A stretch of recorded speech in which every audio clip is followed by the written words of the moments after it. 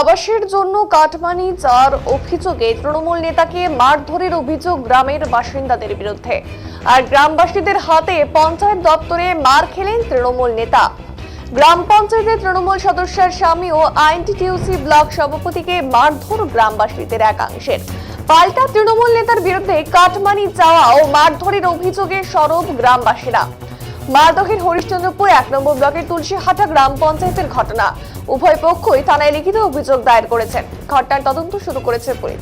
জানাবো, আবাস যোজনার খসড়া তালিকা থেকে নাম বাদ যায় হরিশ্চন্দ্রপুর ১ নম্বর ব্লকের তুলসীহাটা গ্রাম পঞ্চায়েতের নয়াটোলা গ্রামের বেশ কিছু বাসিন্দাদের। আর এই নিয়ে সিপিএম কংগ্রেস চালিত পঞ্চায়েত দপ্তরে প্রধানের কাছে অভিযোগ জানাতে যায় গ্রামবাসীদের একাংশ। আর সেই সময়ে পঞ্চায়েতে উপস্থিত ছিলেন নয়াটোলা বুথের তৃণমূল পঞ্চায়েত সদস্য স্বামী আব্বাস আলী। বিতর্কের মাঝে তিনি বলেন, টাকা দিলে তবেই ঘর মিলবে। আর এতে ক্ষোভে ফেটে পড়েন অভিযোগকারীরা। পঞ্চায়েত দপ্তরের মধ্যেই তাকে মারধর করা হয় বলে অভিযোগ। পাল্টা গ্রামবাসীরাও মারধরের অভিযোগ করেছেন। উভয় পক্ষই থানায় লিখিত অভিযোগ দায়ের করেছে এবং ঘটনার তদন্ত শুরু করেছে পুলিশ।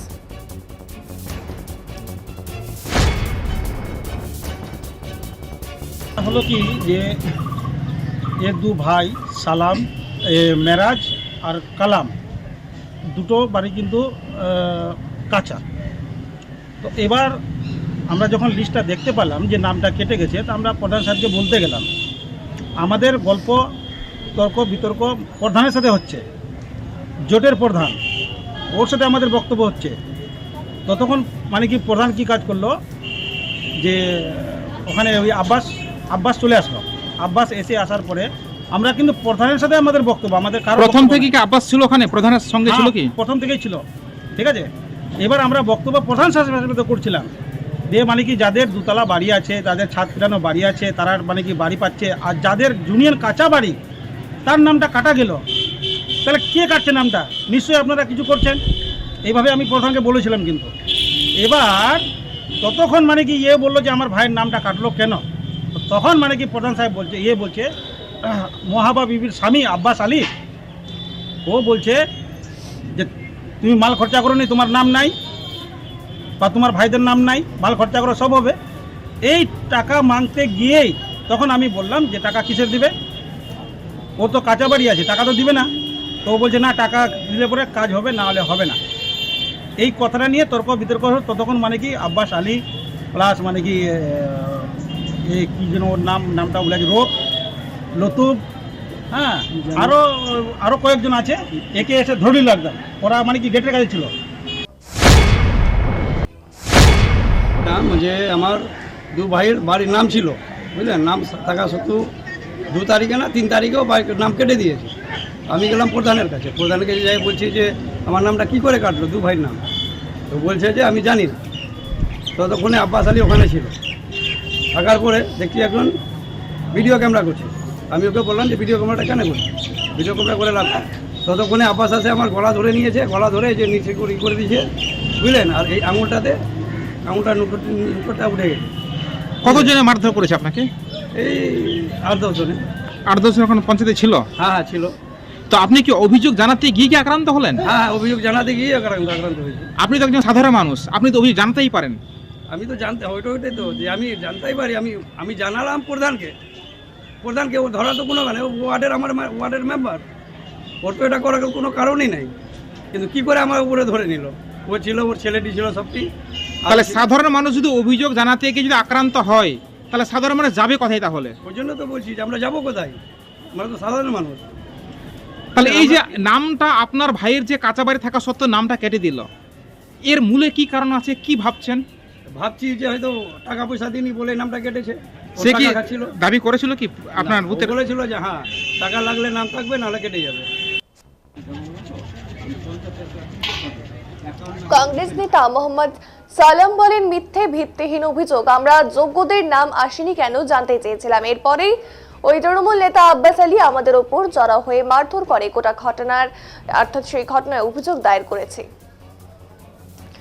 এবং পঞ্চায়েত প্রধানের স্বামী তথা সিপিআইএম নেতা দিল রোজ বলেন যে মারধরের ঘটনা কার্যত স্বীকার করে নিয়েছেন পঞ্চায়েত দপ্তরের মধ্যে। গ্রামবাসীরা অভিযোগ করেছিল যে যারা ঘর পাওয়ার যোগ্য তাদের নাম নেই, অযোগ্যদের নাম রয়েছে। এই নিয়ে বিরোধী দলনেতার সঙ্গে তর্ক বিতর্ক শুরু হয়।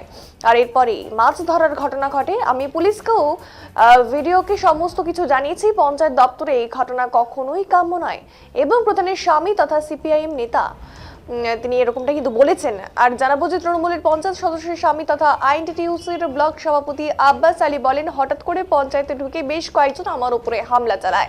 তারা বলছিল আব্বাস আবাস যোজনা তালিকায় নাম নেই কেন। ব্লক প্রশাসন তদন্ত করে এই নামের তালিকা তৈরি করেছে বলা সত্ত্বেও আমার উপর মারধর করেছে। গোটা বিষয়টি জানিয়ে থানায় লিখিত অভিযোগ দায়ের করেছে এবং পঞ্চায়েত সদস্যের স্বামী তথা আইএনটিটিইউসির ব্লক সভাপতি আব্বাস আলী কিন্তু এমন কথাই বলেছেন। নিজের কেবিনে ছিলাম, আমি সাহেবের ঘরে বসেছিলাম।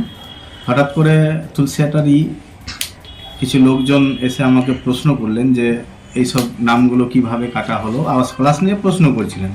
আমি ওনাদের যা যা প্রশ্ন ছিল, যা রিকোয়ারমেন্ট ছিল তার যথাযথ উত্তর দেওয়ার চেষ্টা করছিলাম এবং দিচ্ছিলামও বুঝিয়ে। ওনারা খুব টেম্পটেড ছিলেন এবং আমি ওনাদেরকে বোঝানোর চেষ্টা করছিলাম যে এই বিষয়টা এইভাবে ব্লক থেকে ইনকোয়ারি হয়েছে, এইভাবে আমরা গ্রাম সভা করে অনুমোদন দিয়েছি। এর মাঝেই ওনাদের মধ্যে এক দুজন খুব উত্তেজিত হয়ে যান।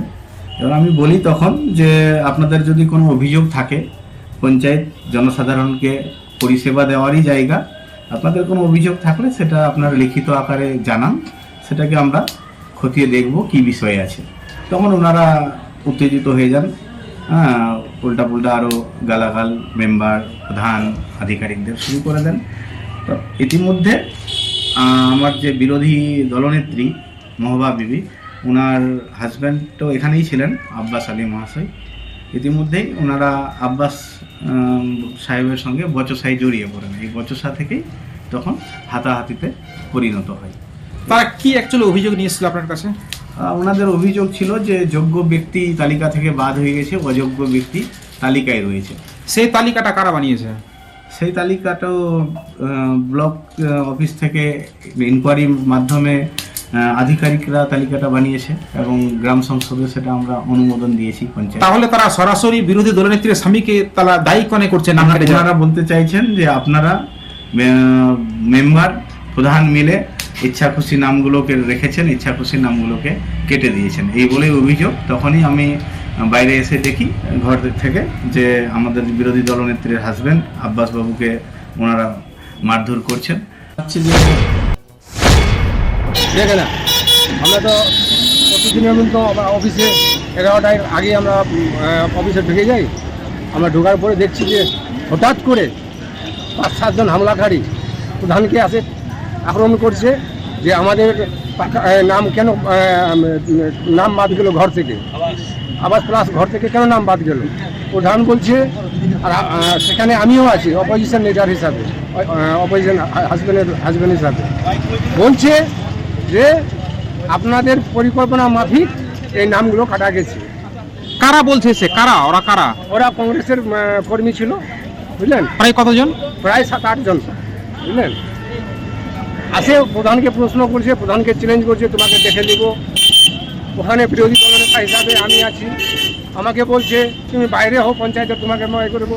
এই তর্কাতর্কি হবে, আমাকে রড ফাটা গলায় মানে গলায় ঠিক মারার আপ্রাণ চেষ্টা। আমাকে প্রাণে বাঁচলাম, আমাকে লোক যদি না বাঁচাতো আমি বাঁচতাম না।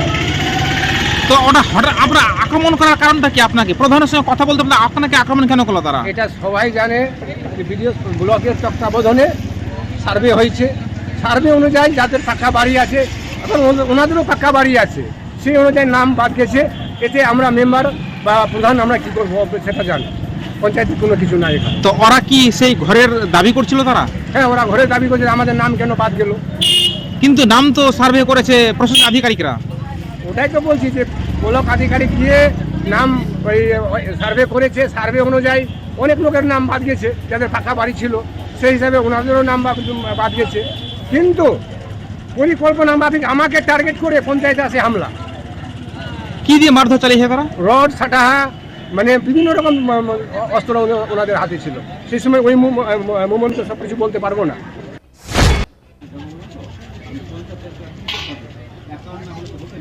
দিবে না